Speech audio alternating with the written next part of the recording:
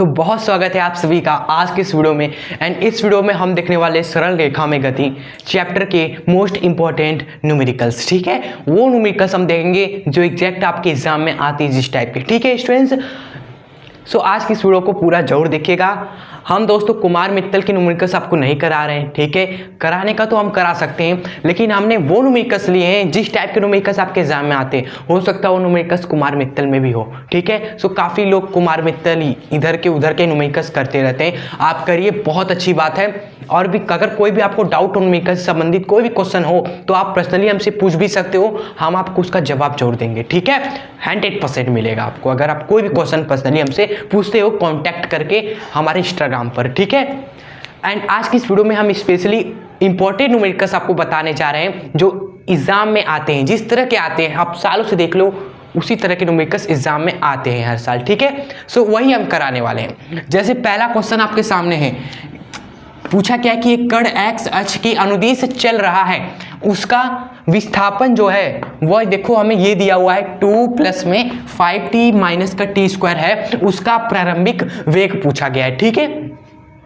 सो अभी बहुत करने वाले क्वेश्चंस, आइए इसको पहले सॉल्व करते हैं। कॉपी पेन आप जरूर ले लीजिएगा और लाइक नहीं किया इस वीडियो को तो आप इस वीडियो को लाइक जरूर कर दीजिएगा, ठीक है। एक प्यारा सा यहाँ पर हमें पहले जो दिया है वो लिख लेते हैं। कोई भी क्वेश्चन आप सॉल्व करिए जो दिया गया हो पहले वो लिख दिया जाता है, ठीक है। तो दिया है हमें क्या, हमें दिया है विस्थापन स्ट्रेंथ जो कि है x बराबर 2 प्लस में 5t माइनस का t का स्क्वायर। चलिए आगे हमसे पूछा गया है प्रारंभिक वेग निकालिए, ठीक है। विस्थापन दिया है दोस्तों, वेग हमसे पूछा गया है, वो भी प्रारंभिक वेग, ठीक है। तो पहले आइए वेग निकालते हैं, क्योंकि वेग आप सभी जानते हो दो तरह के होते हैं, एक प्रारंभिक एक अंतिम। क्लियर, जब भी वस्तु गति करती है एक प्रारंभिक वेग होता है t बराबर 0 पर, एक अंतिम वेग होता है t बराबर t पर। तो पहले हम वेग निकालते हैं, फिर प्रारंभिक वेग आ जाएगा, क्या टेंशन है। देखिए वेग का फॉर्मूला होता है हमारा dx बाई dt, यानी विस्थापन का समय के सापेक्ष अवकलन।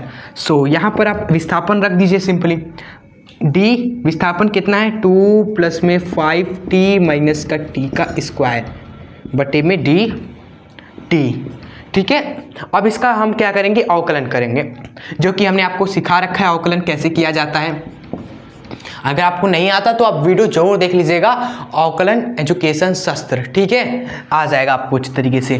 देखिए यहाँ पर कांस्टेंट है, पहले नंबर पे क्या है, कांस्टेंट है, तो इस कांस्टेंट का पहले अवकलन करेंगे d2 बाई में dt, प्लस में दूसरे नंबर पे 5t, तो 5t का अवकलन करिए d5t बटे में dt, प्लस में तीसरे नंबर पे माइनस का t स्क्वायर, तो माइनस तो बाहर आ जाएगा dt स्क्वायर बटे में dt। इस तरीके से आप अलग अलग कर दीजिए यहाँ पर।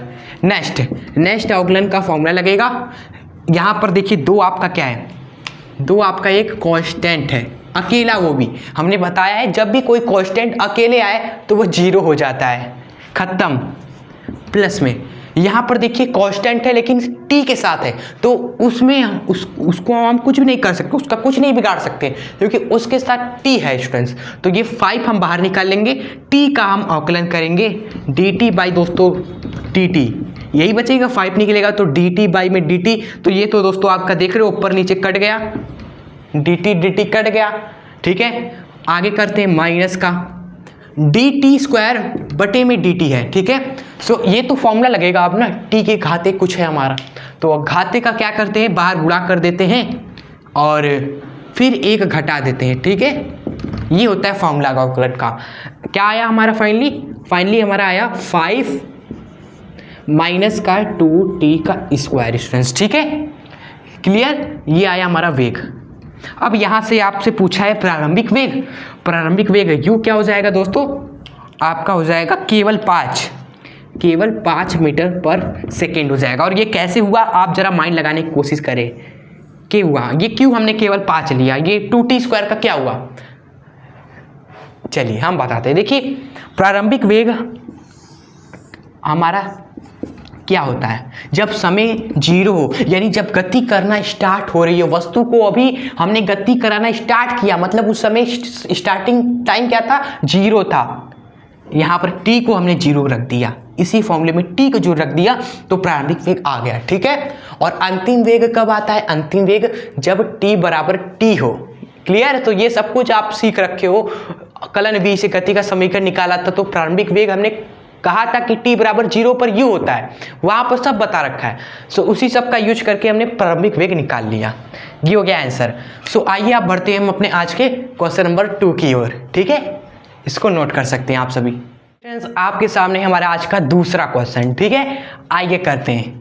अगला क्वेश्चन है कि एक कण का विस्थापन आपको दिया हुआ है टी स्क्वायर बटे में 2 प्लस में 3t माइनस का 5 है। ठीक है, t बराबर 2 सेकेंड पर कण का आपको वेग तथा त्वरण ज्ञात करना है। ठीक है, सो यहाँ पर आप देख रहे हो विस्थापन फिर दिया है, फिर आपसे पूछा है वेग निकालो, और साथ में साथ अब की बारी त्वरण भी पूछा है। ठीक है, सो आइए दोनों हम निकालते हैं और आपको अच्छे तरीके से इस क्वेश्चन को करिएगा ताकि ये टाइप आपका क्लियर हो जाए अच्छे तरीके से। ठीक है, देखिए दिया है आपको विस्थापन जो कि है टी स्क्वायर बटे में 2 प्लस में 3t और माइनस का 5। सबसे पहले आइए वेग निकालते हैं। वेग बराबर होता है dx बाई dt, मतलब विस्थापन का समय के सापेक्ष अवकलन। तो विस्थापन रखिए यहाँ पर, विस्थापन कितना है टी स्क्वायर बटे में 2 प्लस में 3t माइनस का 5।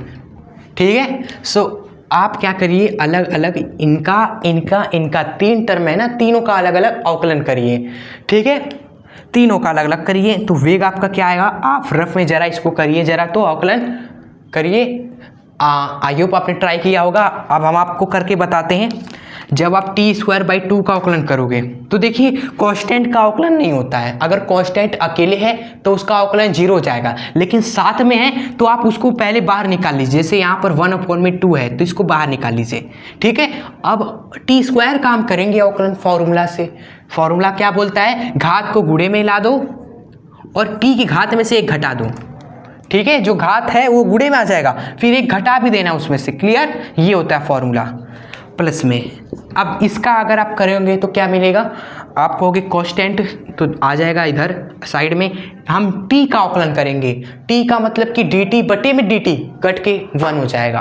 क्लियर, इसका करेंगे। अब इस पर आते हैं। इसका ये तो कांस्टेंट है और कांस्टेंट का अवकलन हो जाएगा 0, तो ये हो गया माइनस का 0। क्लियर, सो फाइनली हमारा वेग क्या आया,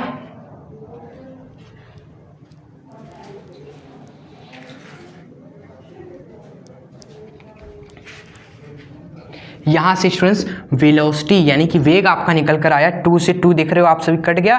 t की पावर में से आप 1 घटाओगे तो t ही बचेगा। ठीक है, t के स्क्वायर में से 1 जाएगा तो t बचेगा और प्लस में 3 है हमारा, तो ये वेग आया हमारा। और ये वेग हमें 2 सेकेंड पर निकालना है, मतलब यहाँ t की जगह पर आपको 2 रख देना है। ठीक है, t बराबर 2 सेकेंड पर जो वेग हो जाएगा वो क्या आ जाएगा, यहाँ t की जगह 2 रख दीजिए जरा, तो मिल जाएगा आपको 2 + 3। इसका मतलब कि 5 मीटर पर सेकेंड वेलोसिटी आ गया। चलिए, बहुत अच्छी बात है। अब आते हैं त्वरण पे। अब आई त्वरण की बारी। त्वरण फॉर्मूला होता है dv by dt। dv by dt मतलब कि वेग का समय के सापेक्ष अवकलन। तो वेग हमारा दोस्तों हमने निकाला है ना t + 3, ये यहाँ पर आएगा। ठीक है, तो dt + 3 बटे में dt, इसका अवकलन आप करिए। अब करिए जरा, तो करेंगे तो क्या आएगा, 1 आएगा। क्लियर, dt बाई dt 1 हो जाएगा और 3 का अवकलन तो 0 हो जाएगा, क्योंकि ये फिर से हमारा कांस्टेंट है। क्लियर, 0 हो जाएगा और t का अवकलन 1 हो जाएगा, तो 1 आपका मीटर पर सेकेंड स्क्वायर त्वरण आ जाएगा निकल कर। ठीक है स्टूडेंट्स, चलिए, और ये 2 सेकेंड 3 सेकेंड 4 सेकेंड किसी भी समय पर आप देखोगे त्वरण 1 ही होगा, क्योंकि यहाँ पर t का कोई फंक्शन है ही नहीं। देखो वेग में t + 3 था, मतलब अलग अलग समय पर वेग अलग अलग होगा। यहाँ पर त्वरण केवल 1 है, मतलब कि कोई भी समय लो त्वरण 1 ही होगा। ठीक है, सो ये क्वेश्चन आपका यहाँ पर फिनिश हो गया। अब आते हैं अपने आगे तीसरे क्वेश्चन की ओर। ठीक है, आई होप आपको यहाँ तक अच्छे तरीके से ये टाइप क्लियर हो गया होगा कैसे ये क्वेश्चन सॉल्व होते हैं। चलिए आगे बढ़ते हैं।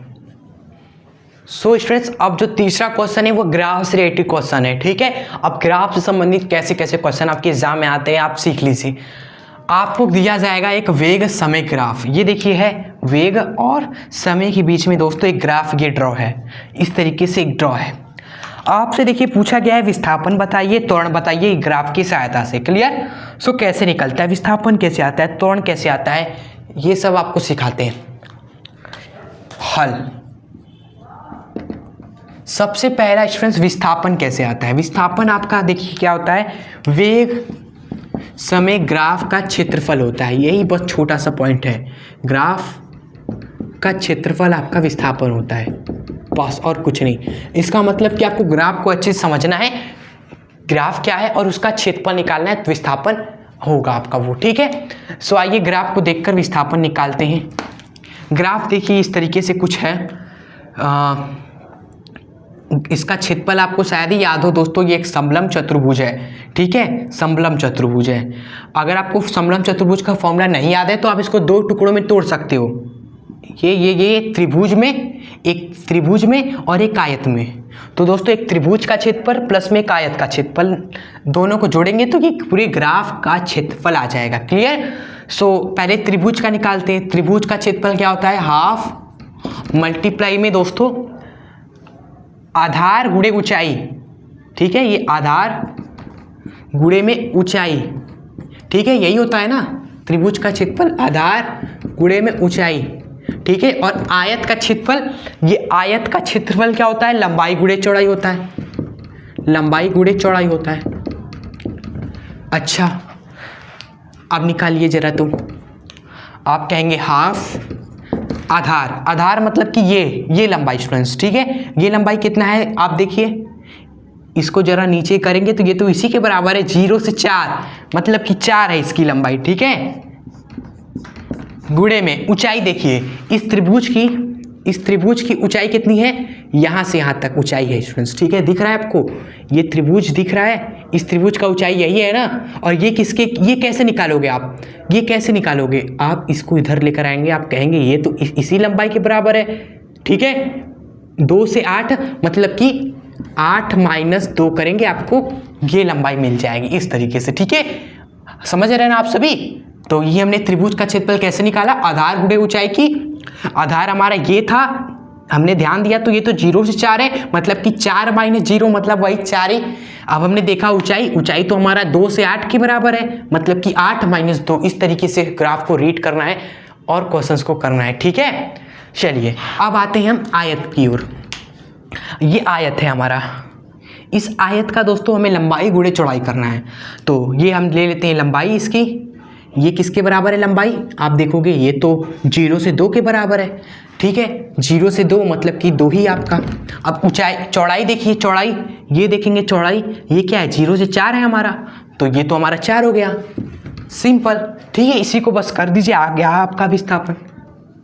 विस्थापन आ गया आपका, देखेंगे सॉल्व करेंगे, 2 दूनी 4, फिर ये 6 दूनी 12 हो जाएगा, एंड 4 दूनी 8 हो जाएगा, और 12 8 कितना होता है, 20 मीटर आ गया आपका विस्थापन।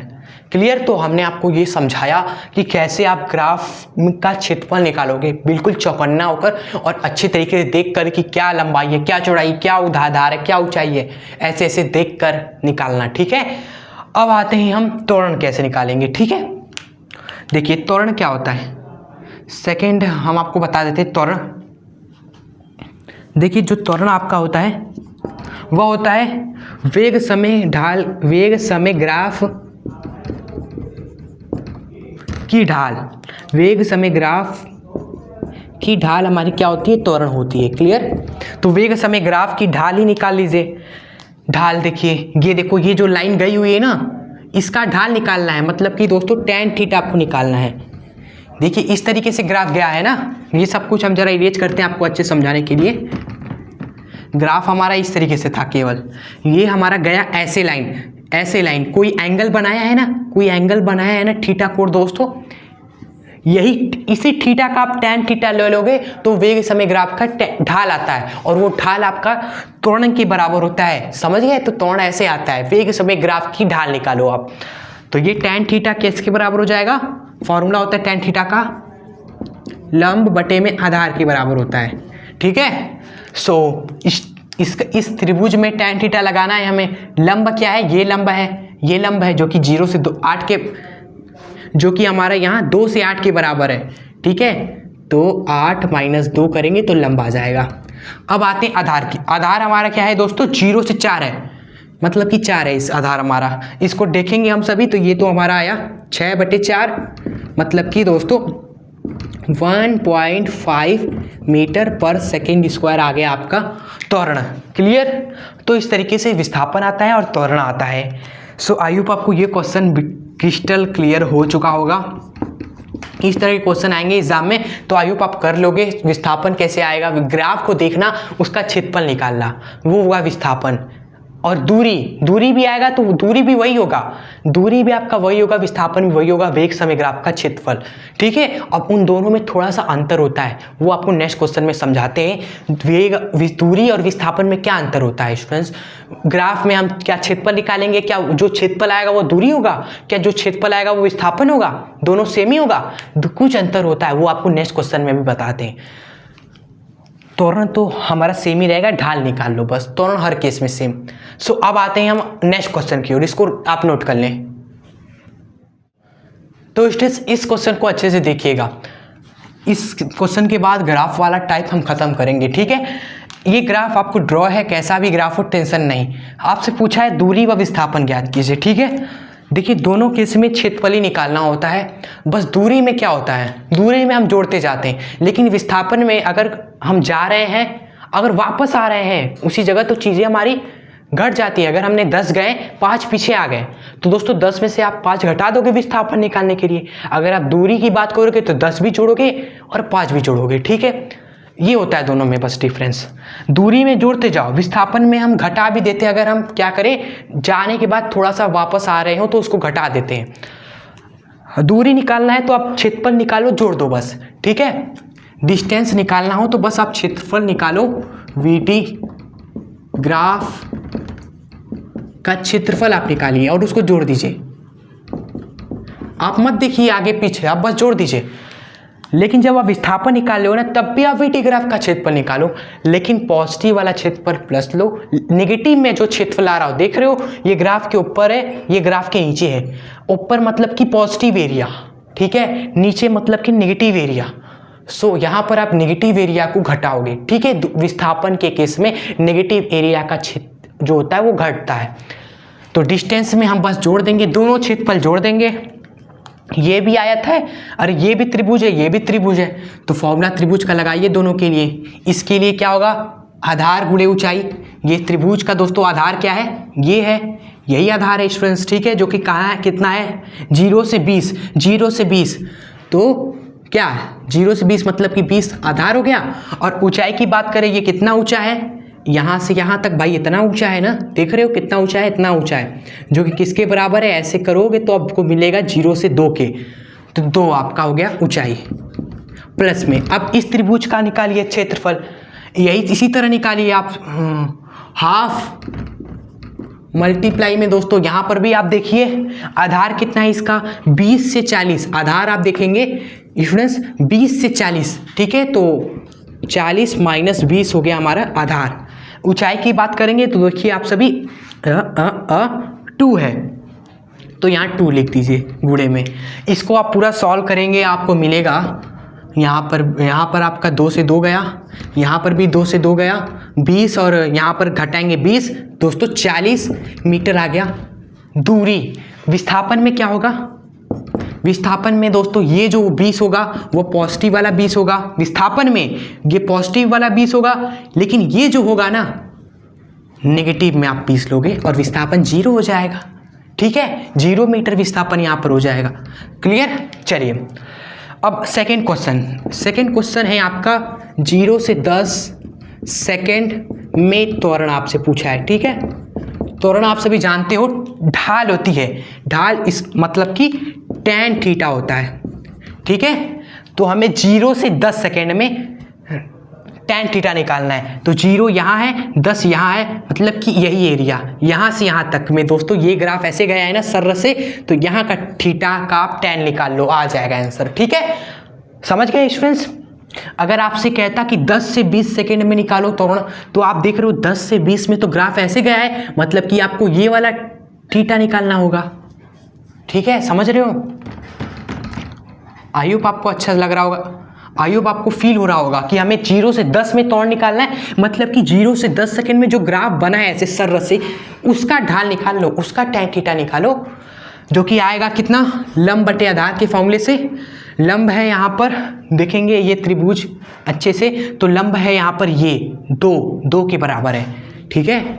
और आधार कितना है, आधार देखोगे यहाँ पर, आधार देखो इस त्रिभुज में 0 से 10 में ही हमें देखना है ना, तो 0 से 10 में आधार क्या होगा, यहाँ से यहाँ तक, मतलब कि 0 से 10 होगा, तो 10 यहाँ पर आप आधार रखोगे, ठीक है। सो 0.2 मीटर पर सेकेंड स्क्वायर आ जाएगा आपका त्वरण। तो ये हो गया हमारा ये ग्राफ से related last question. This is the, हमने आपको कराया लास्ट क्वेश्चन। आई होप आप उसने इसको नोट कर लिया होगा और समझ लिया होगा अच्छे तरीके से, ठीक है। सो आपके एग्जाम में समझ लो, इससे आसानी बनेगी, इससे हार्ड बनेंगे ही नहीं क्वेश्चन। तो ये आपको मैथमेटिक्स थोड़ा सा फिजिक्स में लगाना पड़ेगा, ठीक है। आपने 10th में भी पढ़ रखा है मैथ, ऐसा मत कहिए कि हमने 11th में ले लिया बायो तो हम मैथ्स में हाथ ही नहीं लगाएंगे। भाई 10th में हमें ट्रिग्नोमेट्री में थोड़ा बहुत मैथ पढ़ा दिया जाता है, क्यों, क्योंकि आगे यूज़ करें हम। और फिजिक्स और जो मैथ्स वाले स्टूडेंट्स हो गए वो तो तबाही मचा रहे होंगे क्वेश्चन में कि आगे आग, ठीक है। सो आइए आप बढ़ते हैं अपने नेक्स्ट क्वेश्चन और नेक्स्ट पैटर्न की ओर। तो चलिए स्टूडेंट्स आते हैं लास्ट पैटर्न पे, और जो पैटर्न है हमारा लास्ट वो है गति की समीकरण पर कैसे कैसे क्वेश्चंस बनते हैं, कैसे सॉल्व करना होता है। गति के 3 समीकरण हैं आपके, तीनों का कब कब यूज करना होता है, हाँ अच्छे से समझते हैं हर क्वेश्चंस के माध्यम से। ये क्वेश्चन देखिए, पूछा गया है कि एक वस्तु विरामावस्था से 12 सेकंड बाद 20 मीटर पर सेकंड का वेग धारण करता है, तो ज्ञात कीजिए। यहाँ पर 3 चीजें पूछी गई हैं, त्वरण 5 सेकंड बाद वेग, 12 सेकंड में वस्तु का विस्थापन। क्लियर, तो समझ लो कि ये आपका गति के समीकरण पे होगा, ठीक है, क्योंकि ना इसमें ग्राफ वगैरह है, ना इसमें विस्थापन या वेग पूछा है, अवकलन करना ही नहीं पड़ेगा, क्योंकि देखो कोई फंक्शन दिया हुआ है, यहाँ पर कोई फंक्शन ही नहीं है समय के रूप में, तो क्या अवकलन, क्या समाकलन दोस्तों, क्या यहाँ पर हम त्वरण का सूत्र लगाएंगे, a बराबर dv/dt करेंगे, बिल्कुल नहीं करेंगे, क्योंकि दोस्तों यहाँ पर वेग का कोई फंक्शन दिया ही नहीं है, t² प्लस इस तरह करके, तो ये सब कुछ हमारा नहीं लगने वाला। लगेगा क्या, गति का समीकरण। और कोई भी न्यूमेरिकल सॉल्व करने से पहले दिया क्या है वो लिख लीजिए पहले, ठीक है। देखिए यहाँ पर हमें दिया हुआ है वस्तु विरामावस्था से दोस्तों चली हुई है, ठीक है, मतलब कि वस्तु जब चलना स्टार्ट की तो वो क्या थी, स्टार्टिंग में रुकी हुई थी, विराम थी, चुपचाप, ठीक है। विरामावस्था मतलब रुकी हुई थी शुरुआत में, यानी कि शुरुआत का जो वेग था, प्रारंभिक वेग, वो क्या होगा, 0 होगा, ठीक है। आइए उसके बाद हमें दिया है 12 सेकंड बाद 20 मीटर पर सेकंड का वेग धारण की, मतलब कि जब समय हमारा 12 सेकंड हो गया, t=12 सेकंड जब हो गया, तो वस्तु का जो वेग हुआ अंतिम वो हो गया 12, अरे कितना है, 20 मीटर पर सेकंड, यही सब दिया हुआ है। हाँ, हमसे पूछा है त्वरण दोस्तों, तो यहाँ पर हम गति का पहला समीकरण लगाएंगे, फर्स्ट इक्वेशन जो आपका गति का है ना वो लगा दो, जो कि होता है v बराबर में u प्लस में a t। देखिए ये हमने क्यों लगाया, क्योंकि पहले समीकरण में देख रहे हो, याद होगा समीकरण, इसमें हमारा त्वरण होता है, ठीक है। तो त्वरण हम निकाल लेंगे, बाकी v u t ये सब हमें यहाँ पर दिख रहा है, दिया हुआ है, ठीक है क्वेश्चन में। सो यहाँ पर सब आप रखेंगे वैल्यू, v हमारा है 20, u हमारा 0 है, त्वरण हमें निकालना है, समय है 12, ठीक है। आप देखिए त्वरण को रोकिए, 12 को इधर घुड़े में है 12, इधर आकर डिवाइड में हो जाएगा सिंपली, ठीक है। सो त्वरण बराबर क्या आया, एक्सेलरेशन बराबर आ गया 20 के बटे में 12 आ गया, ये हो गया हमारा त्वरण स्टूडेंट्स, ठीक है। इसको आप सिंप्लीफाई करेंगे तो सिंप्लीफाई करने पे 4 से कटेगा 5/3, तो त्वरण आ जाएगा 5/3, ठीक है। ये हो गया आपका आंसर। सेकेंड क्वेश्चन देखिए, पूछा है सेकंड में कि 5 सेकंड बाद वेग निकालना है आपको, ठीक है। यहाँ पर बस आपको दिख रहा होगा कि समय को बस बदल दिया है, यहाँ पर बस समय को बदल दिया कि t आप क्या लो, 5 सेकंड लेना बस, ठीक है। चुपके से बस समय को 5 सेकंड ले लो और बता दो वेग, ठीक है। यानी कि फर्स्ट ही समीकरण लगाओ, पहला ही समीकरण लगाओ, फर्स्ट इक्वेशन जो गति का है वही लगाइए, बस चुपके से समय को 5 रख दीजिएगा, ठीक है। क्या होता है पहला समीकरण, v बराबर u प्लस का at, v हमारा कितना है नहीं पता, क्योंकि हमें 5 सेकंड बाद निकालना है वेग क्या है। ठीक है, इस वाले केस में दोस्तों आप 20 मत रख दीजिएगा, क्योंकि ये जो 20 है वो 12 सेकंड बाद का वेग है। हमें तो 5 सेकंड बाद वेग क्या होगा वही तो निकालना है, मतलब कि ये हमें निकालना है स्टूडेंट, समझ रहे हो? यही सब तो हमें सीखना है क्वेश्चंस को सॉल्व कर करके।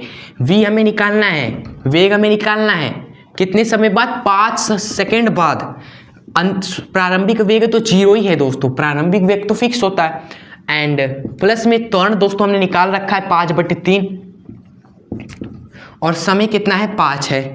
ठीक है, सो इसको आप सॉल्व करेंगे तो अंतिम वेग क्या आ जाएगा, 5 सेकंड बाद का वेग क्या आ जाएगा, 25/3 मीटर पर सेकेंड। ठीक है, तो ये हो गया हमारा ये क्वेश्चन सॉल्व। अब देखिए थर्ड में पूछा गया है 12 सेकंड में वस्तु का विस्थापन। अब बताइए यहाँ पर कौन सा समीकरण हम लगाएं।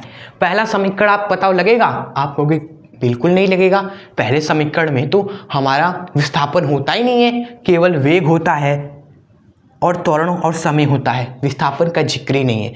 दूसरा समीकरण याद करो, विस्थापन S बराबर ut plus half AT square, खत्म यहाँ पर। यानी कि आप थोड़ा सा आपने माइंड चलाया और आपको सूझ गया दिमाग में, आपके माइंड में घंटी बजी और आपने कहा कि दूसरा समीकरण लगाओ।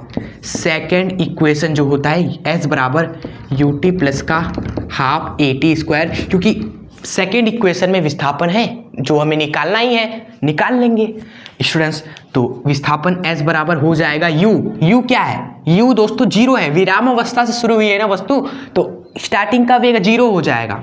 और समय हमारा 12 है ही, दिया ही है 12 सेकेंड में विस्थापन निकालना है, प्लस में हाफ। त्वरण कितना है, त्वरण दोस्तों हमने स्टार्टिंग में यहाँ पर निकाला है 5/3 और टी स्क्वायर मतलब कि 12 का स्क्वायर कितना होता है, 144 होता है। हाँ, अब इसको सॉल्व कर दीजिए, विस्थापन आ जाएगा आपका। ये तो दोस्तों 0 गुणे 12 0 हो गया। ठीक है, ये तो 0 हो गया हमारा, प्लस में इसको सॉल्व करेंगे तो 3 दूनी 6 से डिवाइड करोगे 144 को तो 6 दूनी 12, 6 चौक 24 यानी 24 गुणे 5 हो जाएगा 120। ठीक है, सो विस्थापन कितना आ गया स्टूडेंट्स, 120 मीटर आ गया। विस्थापन is equals to 120 metre 12 second बाद। ठीक है, सो इस तरीके से क्वेश्चंस को करना है, बस आपको थोड़ा माइंड लगाना पड़ेगा कि कैसे आएगा, कौन सा समीकरण लगाना है। ठीक है, यहाँ पर थोड़ा सा दिमाग लगाया विस्थापन के लिए कौन सा समीकरण लगाएं, फिर समीकरण का दिमाग में आया, घंटी बजी, तो उसके बाद हमने क्वेश्चंस को कर दिया। यहाँ पर दिमाग लगाया कि बस समय को हमें 5 रख देना है। ठीक है, तो वेग क्या होगा वो पहले समीकरण से हमने निकाल दिया, बस समय को 5 रख दिया, वेग जो हुआ हमारा मिल गया। क्लियर? तो अभी टेंशन मत लीजिए, अभी तो हम आराम से करवा रहे हैं क्वेश्चंस, और आप इसको नोट कर लीजिएगा कि आपने एक ही क्वेश्चन में तीन तरह के क्वेश्चन सॉल्व कर दिए। बाकी बुक्स में आपके देखो आपको एक ही कॉन्सेप्ट पर 10 क्वेश्चन मिल जाएंगे, लेकिन एक क्वेश्चन में 3-4 कॉन्सेप्ट कवर करा दिया हमने इस क्वेश्चन में। ठीक है, आई होप आपको समझ में आ रहा होगा, क्योंकि प्रैक्टिस आप करोगे, सिखाएंगे हम कि कैसे आपको दिमाग लगाना है, फिर आप खूब प्रैक्टिस करिए। ठीक है, सो चलिए आप बढ़ते हैं नेक्स्ट क्वेश्चन की ओर, नोट कर सकते हैं। सो क्वेश्चन नंबर 5 देखिए, देखो ये क्वेश्चन आसान है। ठीक है, आइए देखते हैं। क्वेश्चन है कि गुरुत्व के अंतर्गत गिर रही वस्तु 20 मीटर गिरने के बाद उसका वेग तथा इसमें लगा समय ज्ञात कीजिए। ठीक है, ये एग्जाम में आया हुआ क्वेश्चन है। सो आप थोड़ा माइंड लगाइएगा हमारे साथ और इस क्वेश्चन को करने में हमारी सहायता करिएगा। ठीक है, देखिए पहले समझते हैं हो क्या रहा है। हो ये रहा है कि गुरुत्व के अंतर्गत कोई वस्तु हमारी गिर रही है। ऐसा आपको लगा ना कि कोई वस्तु को हमने गुरुत्व के अंतर्गत ऐसे छोड़ दिया और वो गिर रही है, और हमसे कहा कि जब वस्तु 20 मीटर गिर जाए तब उसका वेग बता दो और समय कितना लगा इसमें ये बता दो। यही हुआ कुछ, ऐसा कुछ आपको लगा माइंड में कि हाँ वस्तु यहाँ पर थी, पकड़े हुए थे, इसको छोड़ दिया, जब वस्तु गिरी कितना 20 मीटर, तब वस्तु मान लो यहाँ पहुँच गई। जब यहाँ पहुँच गई तो इसका वेग कितना है, और यहाँ पहुँचने में भाई समय भी लगा होगा, तो टाइम कितना लगा वो बता दो। ठीक है, सो चलिए आइए करते हैं सॉल्व इस क्वेश्चन को। गति का समीकरण ही लगेगा जिसमें हमारी काफ़ी चीज़ें होती हैं। वेग होता है दोस्तों, ठीक है, प्रारंभिक वेग कितना है इसमें ये बताइए आप पहले। प्रारंभिक वेग प्रारंभिक वेग दोस्तों 0 होगा। ये समझने की कोशिश करिए। हमें नहीं कहा है कि विरामावस्था से हमने छोड़ा है, हमने इस क्वेश्चन में भी नहीं कहा गया कि विरामावस्था से हमने वस्तु को छोड़ दिया और 20 मीटर गिरी। यहाँ पर ये नहीं लिखा हुआ है, लेकिन फिर भी आप 0 लोगे, ठीक है। क्यों? क्योंकि देखो कोई वस्तु गिरेगी कब? पहले जब आप उसको पकड़े रहोगे, छोड़ोगे तभी ना गिरेगी। मतलब कि जब शुरू हुआ गति तो उसके पहले क्या किया था? आपने वस्तु को पकड़ा था। जब पकड़ा था तो दोस्तों वस्तु गति करेगी नहीं ना, वस्तु का प्रारंभिक वेग 0 हो जाएगा, ठीक है। फिर छोड़ दिया तो वस्तु गिरने लगी। क्लियर? मतलब कि गिरने वाले केस में हमेशा जब भी वस्तु गिरी नीचे तो स्टार्टिंग वाला वेग 0 होता है, ठीक है। क्वेश्चन में अगर नहीं कहा तो आप 0 लोगे का स्टार्टिंग वाला, ठीक है। एंड अगला हमें दिया है विस्थापन, हमें दिया हुआ है स्टूडेंट्स, ठीक है। विस्थापन कितना दिया हुआ है? 20 मीटर दिया हुआ है, ठीक है। हमें निकालना है इसका वेग क्या होगा और समय क्या है, कितना लगा, ये निकालना है। तो बताइए कौन सा समीकरण हम लगाएं, ठीक है। कौन सा समीकरण लगाएं कि ये क्वेश्चन हो जाए। आप ट्राई करिए, सोचिए, माइंड में सोचिए कि कौन सा समीकरण लगेगा। आपको सोचना तो पड़ेगा ही। सोचिए, आपके माइंड में आएगा कि सर पहला समीकरण लगा दो। हम कहेंगे पहला समीकरण, ठीक है। पहला समीकरण क्या होता है आप बोलिए। आप कहोगे v बराबर u प्लस में at, ठीक है। पहला समीकरण क्या होता है? First equation. पहला इक्वेशन आपने बोला कि v बराबर होता है u प्लस में at। सर यहाँ देखिए वेग आपको चाहिए ना, वेग मिल जाएगा। u आपको पता ही है, ठीक है। त्वरण क्या होगा? गुरुत्वाकर्षण में दोस्तों जो त्वरण होता है वो हमारा 10 मीटर पर सेकेंड स्क्वायर होता है, ये फिक्स है, ठीक है। कभी कभी क्वेश्चन में अलग से दे देता है 9.8, तो आप क्वेश्चन को देख लेना, लेकिन क्वेश्चन में नहीं दिया है तो आप 10 ले लो, ठीक है। चलो सर त्वरण भी पता है, त्वरण की जगह आप जी ले लोगे। समय पता है आपको? नहीं पता, मतलब कि पहला समीकरण जो आप कह रहे हो वो लगेगा नहीं, ये फ्लॉप, ये नहीं लगा पाएंगे।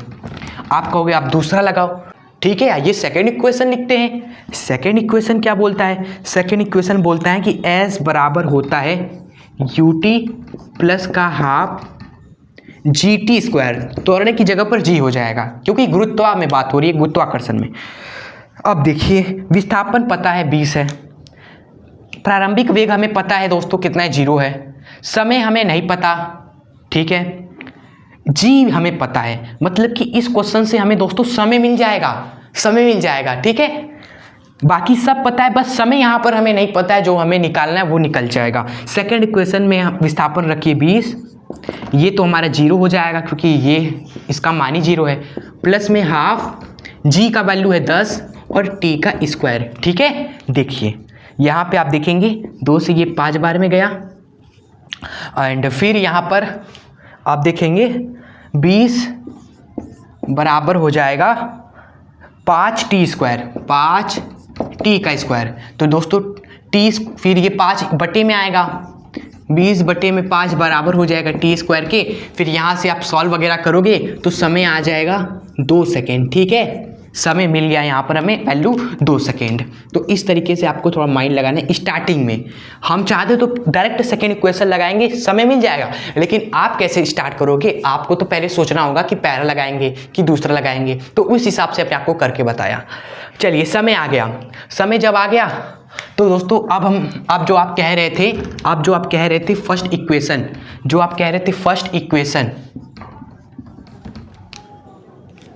v बराबर u प्लस में at, इसमें हमें समय ही नहीं पता था ना, अब हमने निकाल लिया है, रखो यहाँ पर। तो v बराबर हो जाएगा, u तो 0 है, a हमारा कितना है भाई, g के बराबर है यानी कि 10, समय है 2, यानी कि अंतिम वेग कितना हो जाएगा, 10 दूनी 20 आ गया ये भी, ठीक है। तो इस तरीके से आपको थोड़ा स्टार्टिंग में मेहनत करना होगा, सोचना होगा, और जितना ज़्यादा आप प्रैक्टिस करोगे उसके बाद आपका माइंड खुद तैयार हो जाएगा क्वेश्चंस को उड़ाने के लिए। हाँ, क्वेश्चन आप पढ़ोगे डायरेक्ट आपको माइंड में आ जाएगा कि ये समीकरण लगाओ, क्वेश्चन कर दो, ठीक है। सो आई होप आपको मज़ा आया होगा क्वेश्चंस करके हमारे साथ, ठीक है। अब हम दोस्तों जाने से पहले एक और आपको क्वेश्चंस कराते हैं, ठीक है। ज़्यादा हम लंबी वीडियो नहीं करना चाहते, एक लास्ट क्वेश्चन कराते हैं, बाकी आप प्रैक्टिस करिएगा। अगर आपको फिर भी कोई भी क्वेश्चन में फंसा हो, दिक्कत हो, तो आप पर्सनली हमसे पूछ सकते हो टेलीग्राम पर भी, इंस्टाग्राम पर भी, आप जहाँ पर भी मैसेज कर सकते हो, ठीक है। सो चलिए आइए आगे बढ़ते हैं। तो इस वीडियो का सबसे लास्ट और सबसे बेहतरीन क्वेश्चन आपके सामने मौजूद है, एग्जाम में आ चुका है दोस्तों, लॉन्ग में 5 नंबर में क्वेश्चन है कि एक पत्थर को 100 मीटर मीनार की चोटी से गिराया जाता है, फिर वो नीचे तल पर पड़ी रेत पर गिरकर 2 मीटर, देखिए 2 मीटर धंस कर रुक गई, ठीक है। तो पत्थर की मंदन की गणना कीजिए। देखिए आइए समझते हैं पहले क्वेश्चन को, उसके बाद हल करना शुरू करते हैं। क्वेश्चन कहा गया है कि दोस्तों आपकी क्या थी, एक मीनार थी बड़ी सी, ठीक है। अब इसकी चोटी पर आप खड़े थे, ठीक है, और आपने क्या किया, एक पत्थर को यहाँ से छोड़ दिया, यहाँ से छोड़ा, ठीक है। और ये पत्थर आपका आया नीचे नीचे नीचे नीचे नीचे नीचे, और जैसे ही हमारा ये पत्थर पहुंचा तल पर तो तल पर क्या मौजूद थी, मान लीजिए ये रेत थी, ये आपकी मान लीजिए रेत थी। जैसे नहीं होता है कई लोग इतना ऊंचा ऊंचा क्या कर देते हैं, बालू रेत जमीन पर फैला देते हैं। अब यहाँ पर बालू या रेत मान लो फैला हुआ था, अब ये पत्थर आया यहाँ पर पहुंचा इस रेत पर, ठीक है, और रेत पर गिरकर और किसी वेग से गिरा होगा, यहाँ पर जब आया होगा तो किसी वेग से ही टकराएगा ना। अब उस वेग से टकराया और टकरा कर इसके अंदर धंस गया, इसके अंदर मान लो ये धंस गया 2 मीटर, और 2 मीटर धंस कर यहाँ पर रुक गया, मतलब कि स्टूडेंट्स जो यहाँ पर वेग था वो 0 हो गया, ठीक है। सो दोस्तों जब इस रेत पर टकराया तब जो प्रारंभिक वेग था कुछ, ठीक है, और धंस गया तो जो अंतिम वेग था वह कितना हो गया, 0 हो गया। क्लियर। अब हमसे बस यही निकालना है कि इस पूरे क्रियाकलाप में मंदन मतलब कि त्वरण कितना था, ठीक है। मंदन बस क्या होगा दोस्तों, नेगेटिव में आएगा, क्योंकि वेग को घटाने वाला आपका होता है मंदन, त्वरण का वह रूप जो वेग को घटाए मंदन कहलाता है। सो हमें बस इस क्रियाकलाप में देखना है कि त्वरण कितना है, ठीक है। हमें देखिए सब पता है, हमें अंतिम वेग पता है, हमें विस्थापन पता है, बस हमें ये निकालना है कि ये टकराया तो टकराया किस वेग से, ये उतना ऊपर से गिरा, 100 मीटर ऊंचा था हमारा ये दोस्तों मीनार, 100 मीटर, ठीक है। अब यहाँ पर छोड़ा तो इस रेत पर टकराया तो टकराया किस वेलोसिटी से, वो वेलोसिटी निकालनी है, ठीक है। उसके बाद हम मंदन निकाल लेंगे। क्लियर, यही थोड़ा माइंड लगाना था। सो आइए निकालते हैं। जब हमने यहाँ पर छोड़ा तो वेग कितना होगा, जब पत्थर को हमने छोड़ा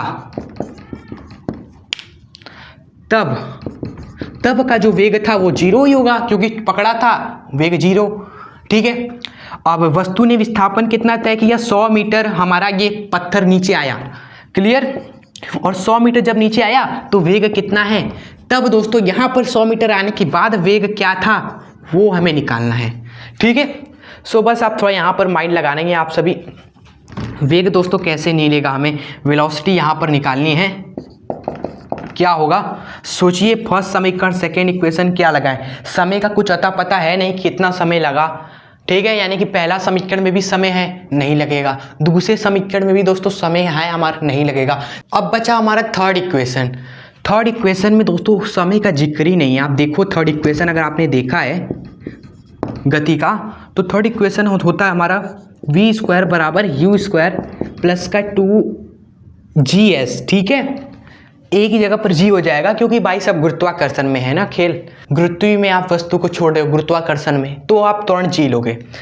एंड आप देखो इसमें कहीं आपको टाइम t कहीं नहीं दिख रहा है, तो यही समीकरण हम यूज करेंगे वेग निकालने के लिए, ठीक है। जब टकराया तब वेग, टक्कर का वेग कैसे आ जाएगा, ये v देखिए, v का स्क्वायर इक्वल्स टू u तो हमारा 0 है, ठीक है, ये तो 0 हो गया, प्लस में 2g का वैल्यू आप 10 ले लेना, और विस्थापन था हमारा 100 मीटर विस्थापन तय किया, मल्टीप्लाई में आप 100 कर दीजिए, क्लियर।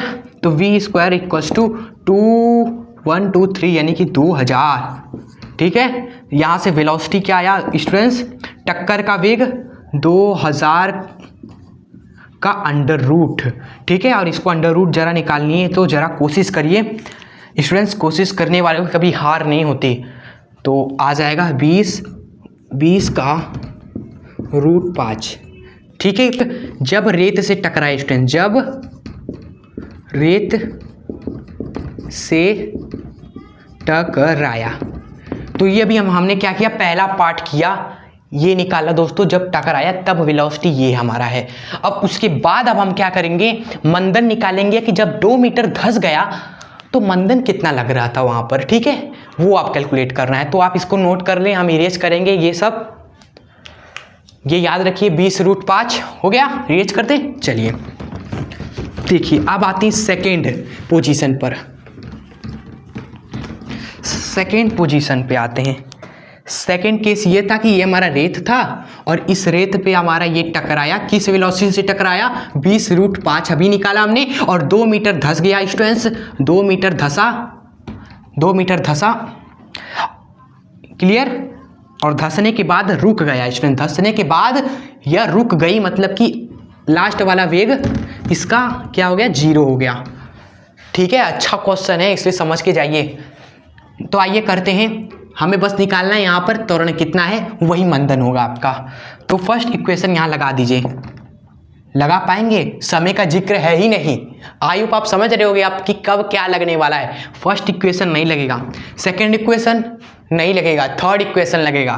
थर्ड इक्वेशन क्या बोलता है, v² बराबर u² प्लस में 2as स्टूडेंट्स, ठीक है, ठीक है। चलिए, और लास्ट में आकर रुक गया तो अंतिम वेग आप क्या लोगे, सेकेंड स्थिति में 0 लोगे, और प्रारंभिक वेग क्या ले लोगे दोस्तों, ये ले लोगे। जब टकराया तब का वेग आपका प्रारंभिक वेग बन जाएगा सेकेंड में स्थिति में, ठीक है। तो 20 रूट 5 का यहाँ पर स्क्वायर हो जाएगा, और प्लस में 2a, और विस्थापन कितना था, s आपका विस्थापन कितना है, 2 है, 2 ले लीजिए, क्लियर। ये है विस्थापन, ये अंतिम वेग, ये हो जाएगा प्रारंभिक वेग। सबको सॉल्व करिए और a निकालिए आप कैसे न कैसे कर कर। आप क्या करेंगे, 0 बराबर इसका स्क्वायर करेंगे तो आ जाएगा 2000, प्लस में 2 दूनी 4a हो जाएगा, क्लियर। आप 2000 को इस तरफ लेकर आइए, 4a बराबर क्या मिलेगा, 4a बराबर मिलेगा माइनस का 2000, ठीक है। a आपको निकालना है तो a बराबर आ जाएगा 4 से, जब आप उधर डिवाइड करोगे तो माइनस का 4 पंजे 20 00 मीटर पर सेकेंड का स्क्वायर, ये आ जाएगा स्टूडेंट्स हमारा त्वरण, ठीक है।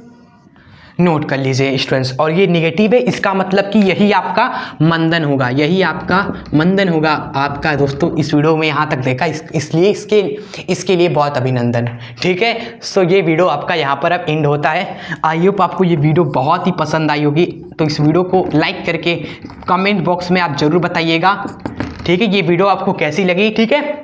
और आप सभी हमारे चैनल से दिल से ज़रूर जुड़ जाइएगा स्टूडेंट्स, जिससे आपको आने वाली वीडियोस मिलती रहे। और क्लास 11th फिजिक्स के प्लेलिस्ट में आप जरूर जाइएगा, वहाँ पर इस तरह के आपको बहुत सारे वीडियोस मिलेंगे चैप्टर वाइज इंपॉर्टेंट टॉपिक्स के, एग्जाम के लिए बहुत इंपॉर्टेंट होंगे। तो आप जरूर इसको कवर करें, चाहे डेरिवेशन हो, कोई टॉपिक हो, हमने सारे कवर करवाएं क्लास 11th फिजिक्स के। सो आप प्लेलिस्ट में जाकर जरूर अच्छे से तैयारी करें 11th फिजिक्स की, ठीक है। डायरेक्ट कमेंट जरूर कर दीजिएगा। सो आप मिलेंगे आपसे नेक्स्ट वीडियो के साथ, तब तक के लिए आप हमेशा खुश रहे, आगे बढ़ते रहें, प्रैक्टिस आगे जरूर करिएगा, ठीक है। तब तक के लिए जय हिंद, वंदे मातरम।